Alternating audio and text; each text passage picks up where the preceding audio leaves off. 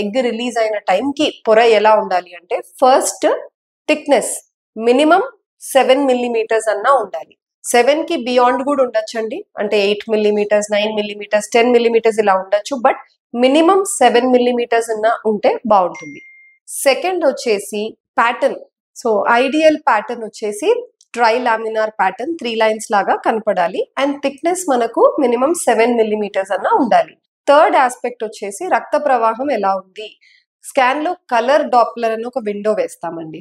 So దాంట్లో మనకు రక్త ప్రవాహము ఈ నేనన్న 3 lines లాగా ఉన్న ప్యాటర్న్ లో కనీసం మధ్య లైన్ వరకు మనకు బ్లడ్ ఫ్లో రీచ్ అవుతుంది అంటే అది best level of blood flow. So ఈ 3 ఫీచర్స్ గర్భసంచి పొరలో ప్యాటర్న్, థిక్నెస్, బ్లడ్ ఫ్లో 3 కూడా అనుకున్నట్టు ఐడియల్ గా ఉంటే ప్రెగ్నెన్సీ రావడానికి లేదా లేడీ కన్సీవ్ అవ్వడానికి ఛాన్సెస్ ఎక్కువగా ఉండే అవకాశం ఉంటుంది.